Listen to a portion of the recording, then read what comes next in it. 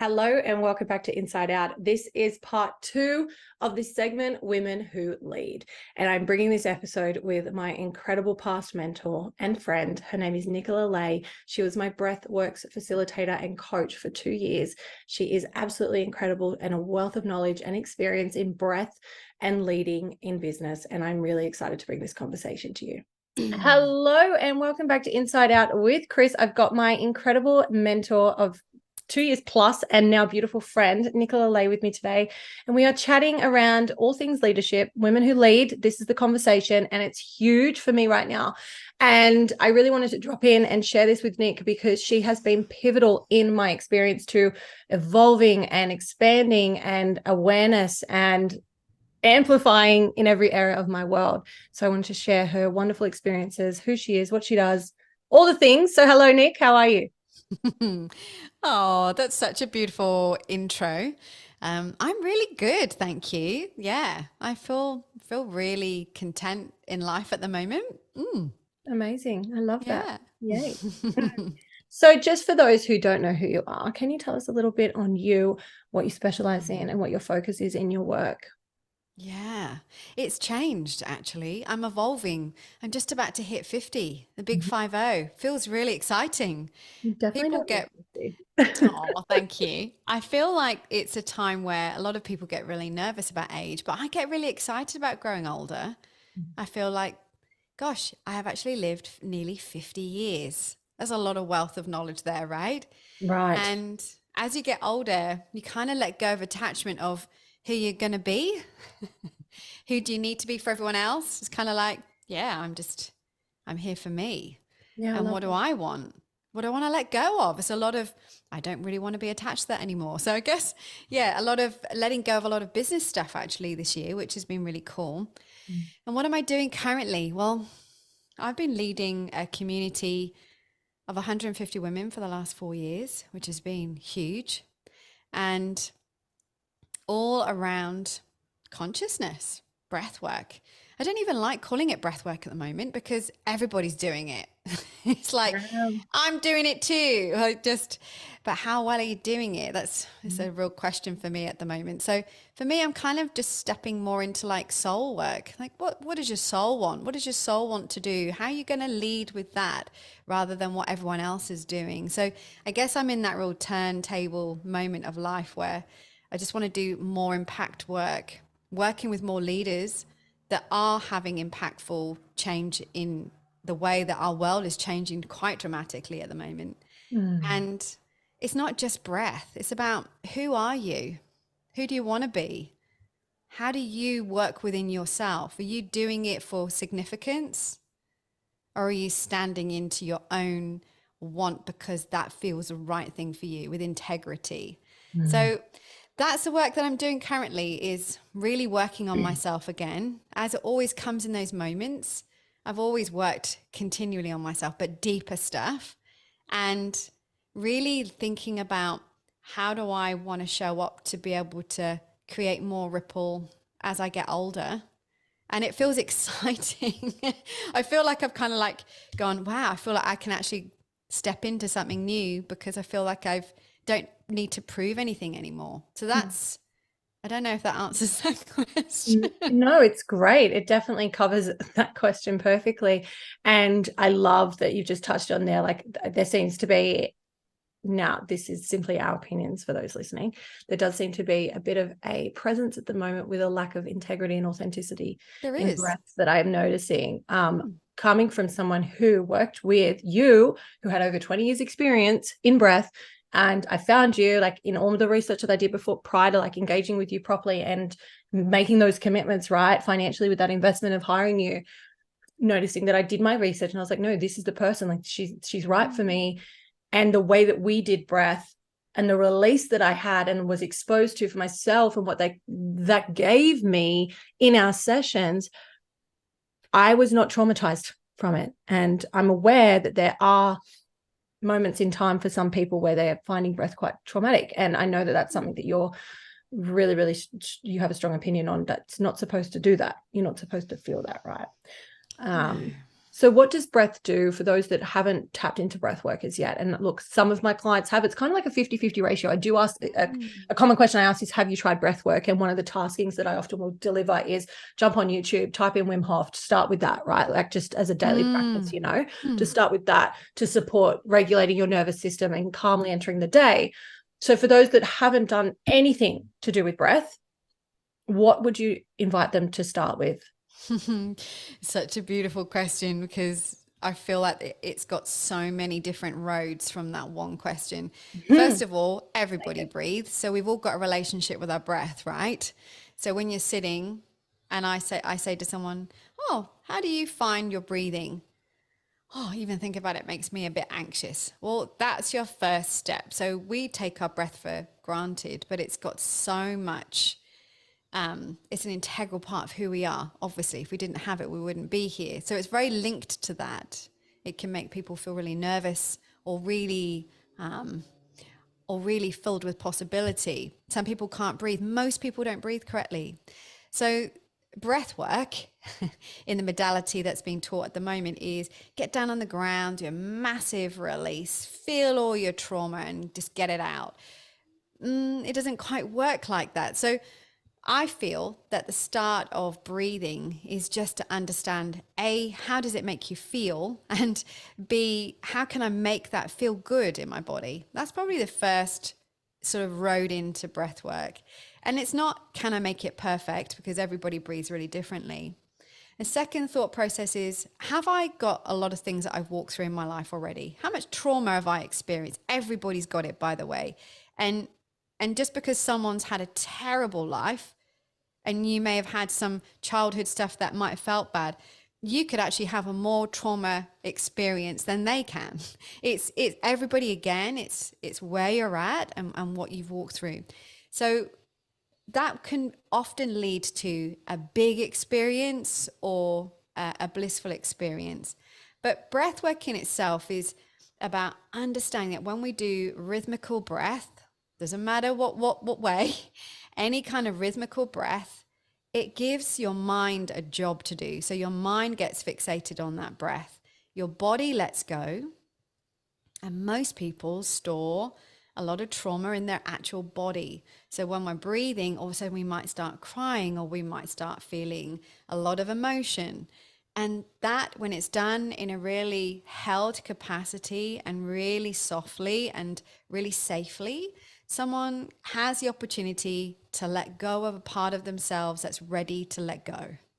If you've had a really terrible, tragic experience in your life, that practitioner needs to hold the space for you in moments, not in one big, let's get it all out now. Because if you're going to do that kind of trauma release work, you have to have the capacity as a practitioner to be able to hold that trauma and be able to help that person integrate afterwards.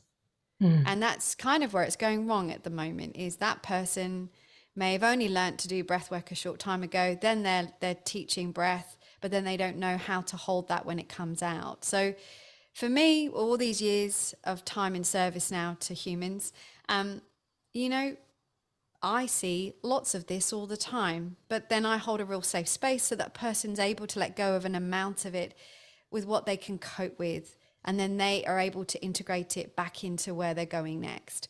It's a really interesting question, but breath has many roads.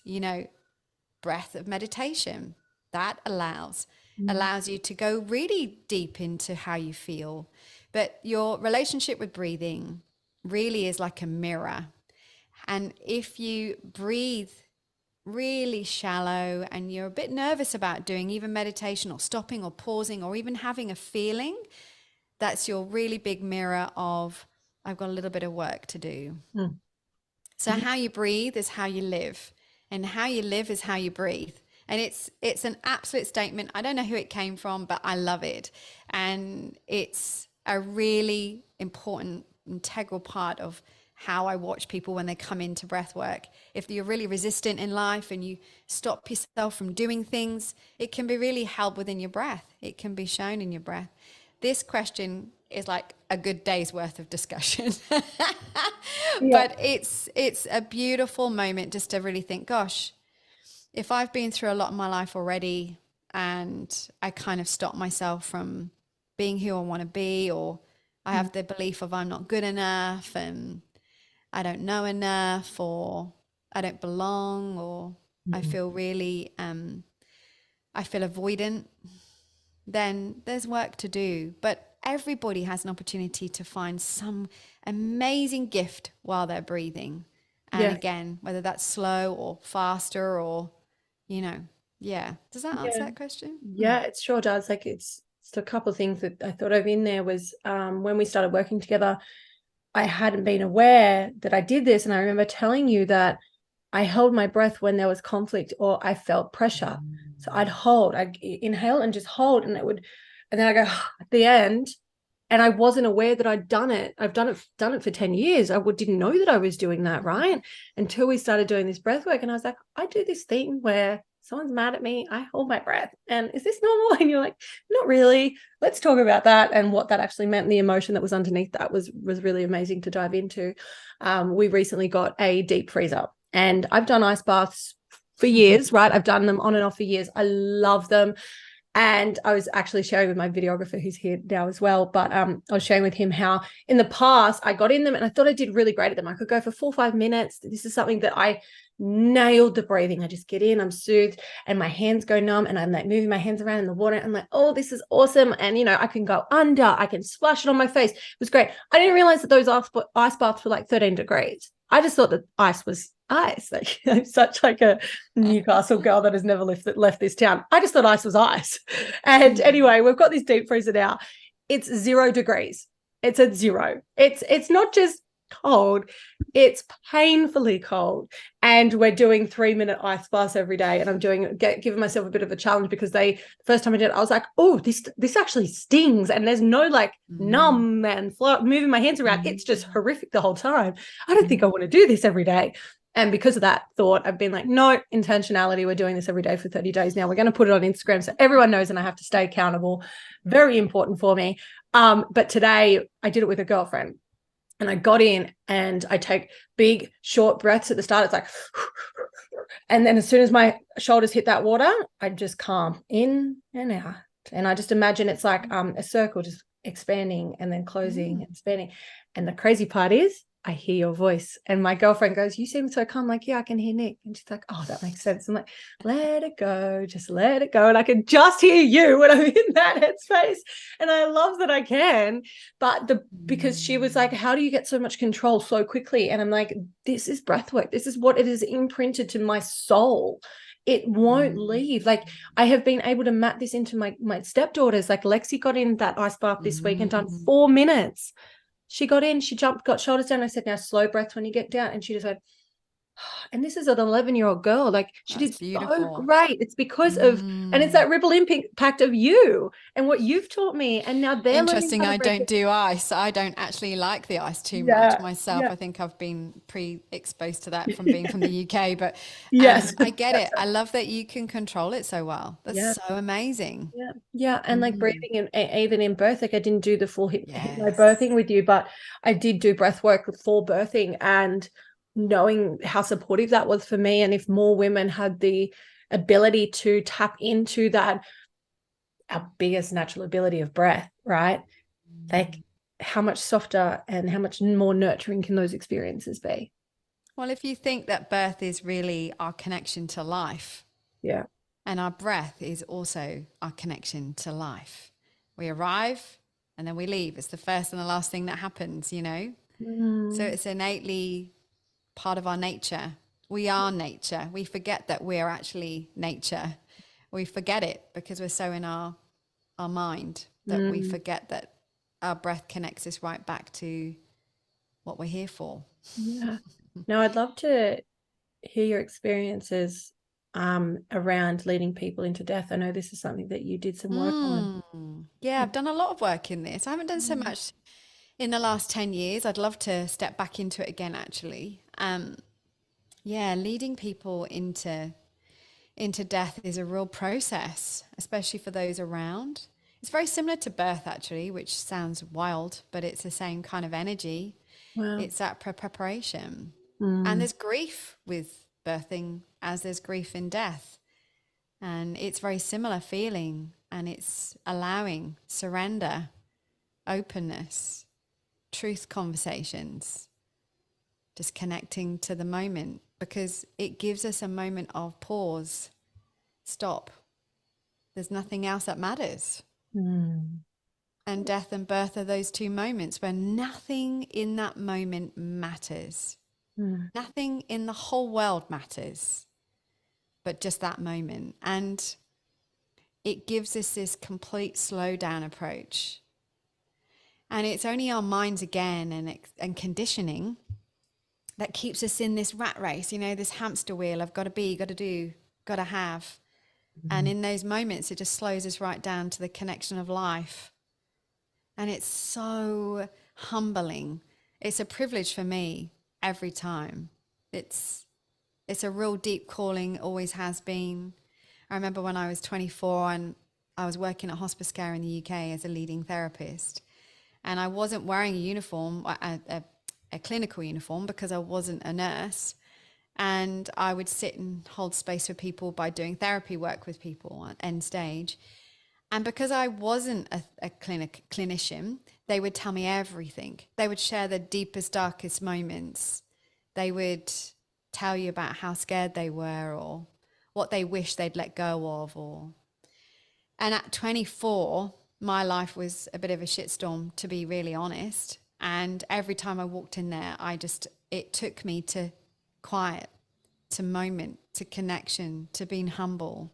And no matter what was going on the outside of there with my life, it slowed me to the moment. And it taught me an amazing self-practice of everything can be crazy on the outside, but I can really come to myself in the moment and ask myself what really matters. What really matters in this moment? And actually, not a lot. Not a lot. Doesn't matter about money or cars or houses, or what matters is your human experience with other people, your connection to self. And unfortunately, a lot of us are losing that ability because we're so transfixed in, what everyone else is doing, and, existing and trying to catch up. And I think the breath really has given me an opportunity, and anyone I've worked with, to, when you're in that breath, it's a moment of death and birth within yourself. So we're always in that death and birth process. And some of us resist letting go. Some of us resist having uncomfortable conversations, speaking our truth. But when you're in the breath and you're breathing in life and letting go death, it's a continuous moving through till you get the clarity or the release or the possibility. And breath brings so much openness to something different. And if everyone could just do even 5 minutes of sitting into your breath, brings opportunity. It creates a space, a moment in time where we can ask ourselves, what do I actually really want? What really matters? I don't need to catch up, and I don't need to just exist. I actually want to be here. And I think, it's at the moment, I'm just in so much transition of that, because, I'm working with so many people that I'm having to really call integrity to, or ask them, like, is that what you really want? And they don't actually know. They've just fallen into the trap of being and doing and having to be.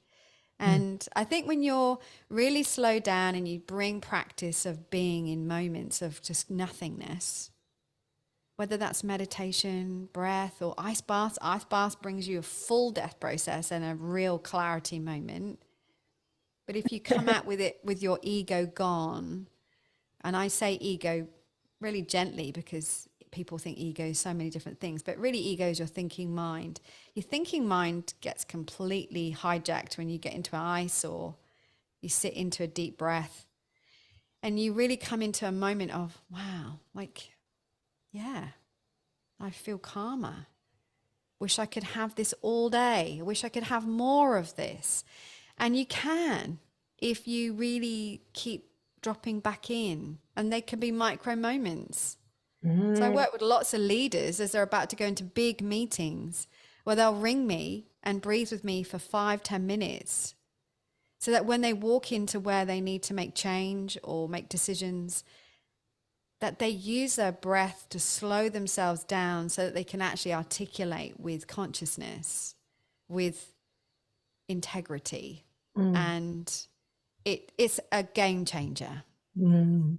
I know some of the micro moments that you've supported me in anchoring into and grounding myself into in the time that we worked together was things like at the traffic lights, which I still do, which is when it's a stop, we stop and we breathe. And that's primarily for me, box breathing. I'll just tap into that. It's the fastest result I find for myself, and it's quick and easy and efficient is the way that I allow that to be established in my mind. So when it's a red light, I do box breathing for, whatever time I'm there. And when it's green, I go back to normal regulated breathing. And I find that really supports me. And another thing is that, simple grounding modalities, put your feet in the grass and go outside and feel the sun on your face. Like if you're in a state of overwhelm, like do that, start there. Invite your children to join you with that. If they're part of the overwhelm or whatever. My mom has always been someone, and I never recognized this until you and I worked closely together, but when there was this crying baby at any event, or a kid that was having a meltdown or whatever, she always would pick them up and say, come on, let's go look at the birdies, or let's go look at the stars. And my mum would remove the child and take them outside. And this is a habit I have because she did it when I was a kid. So I noticed that, right? I've always done that with my kids. And I didn't realize that I was anchoring them into grounding as I did this practice, and how easy it is for a child. Like little Lola, she's just like a little fly that buzzes around. At the next thing that she sees, she'll just stop. Like she could be having the worst meltdown of all time. And I just pick her up, take her outside. And she goes, oh, stars, mum. And it's like, holy moly. Like how old were we when we decided that we couldn't have that? When did we think that we couldn't create those moments for ourselves to anchor into that softness, to that nurturing, to that grounding experience, so that we can feel regulated and our nervous systems can feel supported, rather than just that go, go, go, go. Like, yes, of course, we all get tired, and I call it like leaky or cooked behavior, right? Where we don't deal with our particular emotions, so then it comes out in other ways. Yes. And the other component to that is everyone in society having anxiety at the moment. Like anxiety is just running rapid. It's literally like a disease that everyone says they have. And it's like, what if you just started with these micro moments? Absolutely. Every day consisted of that. What it's doing, it's really interesting. I called out one of my beautiful clients who's an amazing influencer actually on Instagram. And she'll say, I'm anxious. I'm like, let's reframe it, because when you claim it, it's got the ability to completely take over you. Yeah, absolutely. Like, oh, what about if you're just feeling a bit anxious? She's like, yeah, I'm feeling a bit anxious. I'm like, okay, so what does that change? And then she's, feels a bit different now. What if we slow down enough to have a little breath a minute? And I can see the resistance, but when she's gone through it, she comes out the other side, she feels really different, and you can see it in her. So what I notice is most people are dysregulated, and then they'll use dysregulating habits to avoid what they're feeling, which then creates more dysregulation. So breathing can feel really hard to achieve when we're dysregulated. But I don't just teach breath, and that's why I'm trying to come up with another name for what I teach now, because it's kind of like soul work. Yeah, I think I said that to you ages ago, wasn't it, as well? I like it. It's like moving outside, being nature, because you are nature. But, even going and collecting some ice and put it in your hands and going for a little walk, or moving your body. Moving your body is a great way to change the state. But you need to be able to catch yourself before you become dysregulated. That's why the stops that I taught you, which, by the way, if you're listening, I'm changing it to called GEM moments, GEM. Great. Because I want to really feel into it. So stop is literally, tapping in your phone 3 times a day, a moment where you might know ahead of time, gosh, that's going to be a tricky moment where I could be pretty dysregulated. Or if you're a mum in business or a person in business who's going to pick up their kids, and you're still carrying every single client that you've talked to that day with you to pick up the kids, and you're still trying to do work calls, guess what they learn? Dysregulation. They can't feel your presence and they become really like, oh, we don't really matter. And then they get phones given to them. So they become avoidance as well. So we're in this storm, and that's the problem that we're in at the moment is everybody gives children devices so that they can get on and stay in their dysregulation because they're trying to overwhelm themselves. You know, we're not robots, we're humans. So we have to have these moments where we come back to consciousness. And I also finding that word a bit overused as well at the moment, but awareness of yourself. And I think when you have that alarm go off, and you sink into 3 breaths and you actually ask yourself, how am I showing up? Like, what am I actually doing? And ask yourself it before you breathe. Like, what am I doing in this moment? And unfortunately, a lot of us will be snappy or have just trailed through social media for the last half an hour because we're dysregulated or trying to avoid something, procrastination, or, you know, there's so many behaviors that a lot of people wouldn't want someone else to know. So by calling yourself in that moment, going, gosh, I've just done that. All right, that's okay. How can I change it? All right, so let's step into the breathing. 3 breaths. Let's do it now, actually, so that everyone gets an opportunity to feel it, because it's actually really powerful. So in this moment, wherever you are now, and if you're driving, listening, and when we come to the breath, just don't obviously close your eyes, but just feel yourself in this moment, like wherever you are. And if you can close your eyes, do it. Just ask yourself, what has the last hour been like? Like, who have I shown up as in the last hour? Like, really ask yourself it. Don't avoid anything uncomfortable. Don't shame yourself or guilt yourself. Just understand it. Okay. And why did I do that? Is it because I've been too busy? Or if you're having a joyful moment, how can I bring more of that into the rest of today? And then I want you to be wherever you are, feet on the floor, so that you are connecting to the earth, even if you're in a building. Just imagine your roots into the ground. Take a really big breath in through the nose. A big sigh all the way out. Take your hand to your diaphragm, not your belly. Your diaphragm's just above your belly, underneath the lowest ribs. Take a big breath into it again now. A big sigh all the way out. And as you breathe this last breath in, make it a little slower.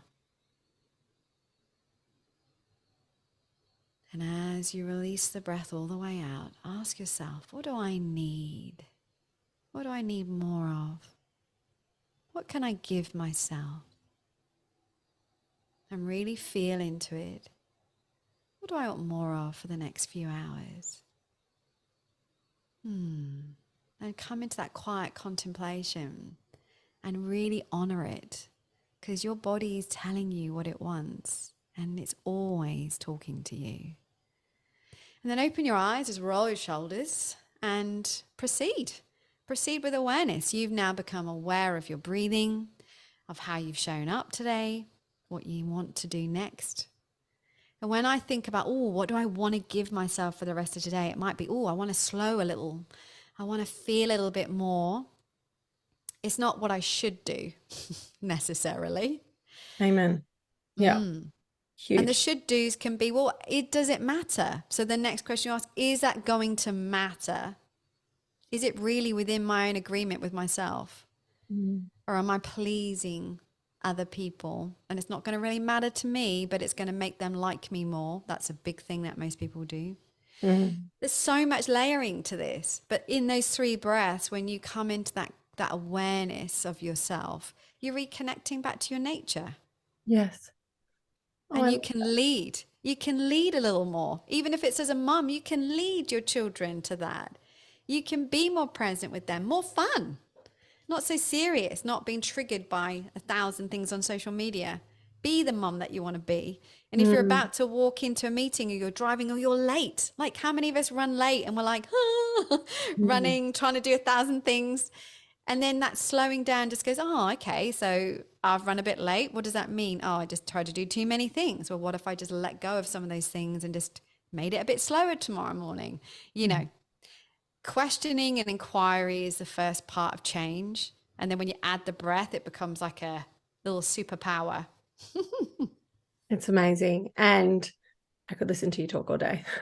That voice and just closing my eyes and I'm like, oh, this is amazing. I forgot how good this is. Well, thank you so, so much, Nicola, for all of your just wealth of wisdom and all the things that you've shared today. You are so powerful in so many ways and creating so much magic. You are leaving a legacy. Like, that is all I can say. Like, you know, when you get to, we're talking about when we get to the end and things like that. And all I could think is in my head was legacy. You've taught me legacy. Your breath and your teachings are going to be your legacy one day. And, you know, the ripple impact that not only you've had in improving and evolving my world and my life and my family and my children, like now it's like generations, you know what I mean? Like I had this, I'll just share one more thing before we duck off. It was so bizarre. And I'm not claiming to be psychic or anything, but I had this little unconscious thing, you know, when you're falling asleep and you're just about to go to sleep. So you're sort of in dreamland, but you know that you're awake. And I had this thing drop in and it was of my Lola. And there's a Westpac helicopter pad near our house. So I'm going to assume that this is why a helicopter was in it. There was a helicopter and the thing's going chopper, chopper, chopper around and around. And she's in an army uniform and she had a helmet and the big red ponytail fluffy at the back and her lips were like beautiful and the same. And like I'm going to cry talking about it. It was such a weird dream. But she pulls in like someone that's lost a leg or something like that. And she's pulled him in and she's like, we're going to be okay. She puts a belt on in the chopper and it goes to take off and she goes, just breathe. 1, 2, 3. And it was like me saying it to her in her head. And it was such a bizarre thing that happened and came up. I know, me too, because this child breaks all the rules in the world. So it would be hilarious if she ended up in the army. Yeah, but that means that she's a critical thinker and we need to like really enjoy that rebellion of her at the moment. I do. But yeah, it was just such an interesting like visualization to come up and a dream to have and it be like, I remember it so clearly and it's not often that happens, you know, and just like that piece of, breath, like I taught her that and that's what she was saying out loud and whether or not that comes true or not, I don't know. Oh my gosh, I want you to journal that so that when later on in life you can go, look, Lola, this is a vision I had back in the day. Yeah, exactly that. But yes, again, thank you so much for your time and wisdom today. Like you are just amazing and I adore you. And thank you for being on this podcast and continuing to show up as my friend because you're just amazing, Nick. Oh, thank you. Thank you for having me.